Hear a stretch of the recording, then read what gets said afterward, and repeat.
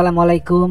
দেশ এবং প্রবাস থেকে যারা ভিডিওটি দেখছেন আপনাদের সকলকে স্বাগতম। সামনে হযরত শাহজালাল আন্তর্জাতিক বিমানবন্দর তৃতীয় টার্মিনালটির সাথে যে এয়ার ট্রাফিক কন্ট্রোল টাওয়ারটি হচ্ছিল সেটির কাছে দেখা যাচ্ছে হয়েছে। তৃতীয় টার্মিনাল এবং এলিভেটেড এক্সপ্রেসওয়ে থেকে অন্যান্য টার্মিনালগুলোতে যাওয়ার যে সংযোগ সড়ক, ফুটওভার ব্রিজ, আন্ডারপাস, টানেল এবং বাইরের দিকে শেষ মুহূর্তের ফিনিশিং এর কাজগুলো চলছে। বাংলাদেশে জাপানের যেসব চলমান প্রকল্পগুলো রয়েছে সেখানে সব ধরনের সহায়তা অব্যাহত রাখার কথা জানিয়েছেন জাপানের রাষ্ট্রদূত। যারা বনানীর থেকে এসে বিমানবন্দর তৃতীয় টার্মিনালটিতে প্রবেশ করবে তখন এখানে বাম দিকে সড়কে চলে যেতে হবে। তৃতীয় টার্মিনালটিতে প্রবেশের যে ফ্লাইওভার, ভবিষ্যতে এই জায়গাটি তার একটি র্যাম্প হওয়ার কথা রয়েছে, বর্তমানে এখানে বন্ধ করে রাখা হয়েছে। আর এই অংশটি হচ্ছে যারা গাজীপুর, টঙ্গী, উত্তরা থেকে তৃতীয় টার্মিনালটিতে প্রবেশ করবে তাদের জন্য। র্যাম্পের এই অংশে দেখা যাচ্ছে কাজ চলছে।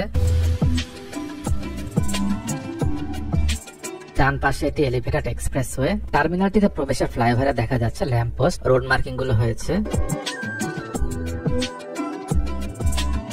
এটি হচ্ছে আন্ডারপাস। সড়কে দেখা যাচ্ছে সাইনবোর্ড দেওয়া হয়েছে সড়কের কোন অংশটি কোন দিকে গেছে। আশপাশে দেখা যাচ্ছে কিছু গাছ লাগানো হয়েছে। গাছগুলো বড় হলে এবং গাছের পরিমাণ যদি একটু বেশি হয় আর এগুলোকে যদি পরিচর্যা করে রাখা হয় তাহলে এই জায়গাটি দেখতে সুন্দর লাগবে।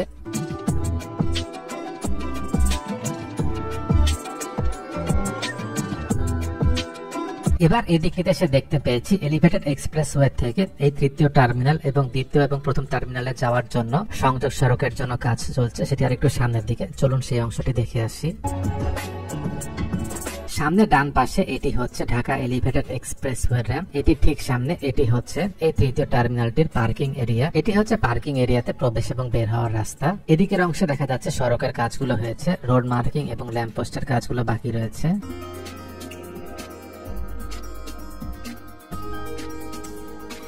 পার্কিং এরিয়া সামনে এখানে সম্ভবত এখন ফাইনাল ফিনিশিং এর কাজগুলো চলছে।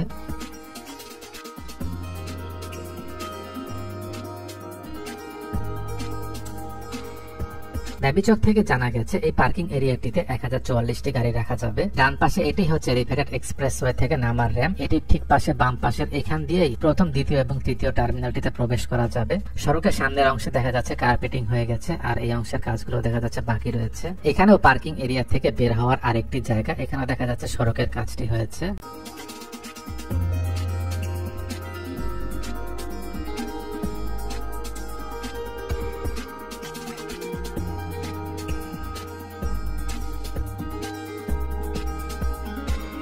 সামনে ডান পাশে এটি হচ্ছে তৃতীয় টার্মিনাল থেকে বের হয়ে যারা বনানী মহাখালীর দিকে যাবে তখন এই দিক দিয়ে নামতে হবে।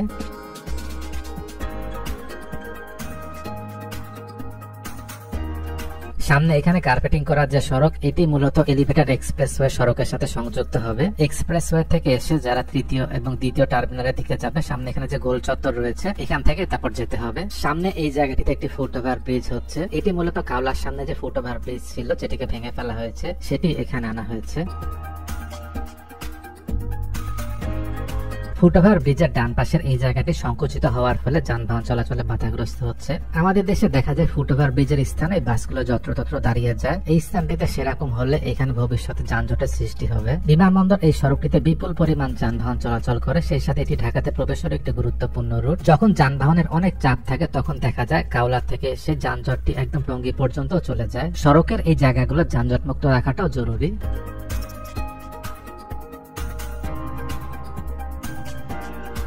সামনে এখানে যে গোল চত্বর, এটিকে দেখা যাচ্ছে মাটি ফেলে ভরাট করা হচ্ছে। এরপর এখানে গাছ লাগিয়ে সৌন্দর্য বর্ধন করা হবে।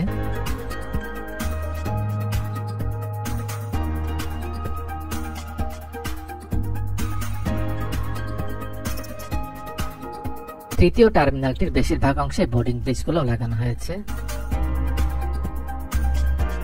তৃতীয় টার্মিনালটির ভিতরের বেশিরভাগ অংশে ফিনিশিং এর কাজগুলো হয়ে গেছে, এখন বাইরের অংশের ফিনিশিং এর কাজগুলো চলছে। সামনে এখানে মাটির নিচ দিয়ে টানেল হচ্ছে যেটি হাজি ক্যাম্পের সামনে থেকে শুরু হয়ে বিআরটি লাইন 3, পাতাল রেল এবং বিমানবন্দরের এই দিকটিতে আসার জন্য।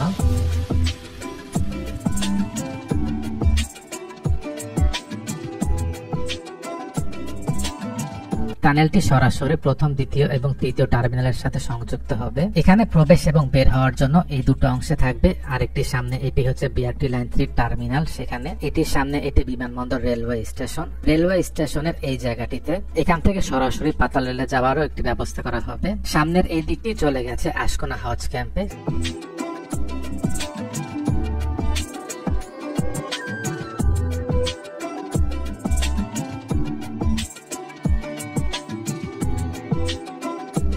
সামনে এটি হজ ক্যাম্প। টানেলটিতে প্রবেশ এবং বের হওয়ার জায়গা হবে সামনের এইখানে।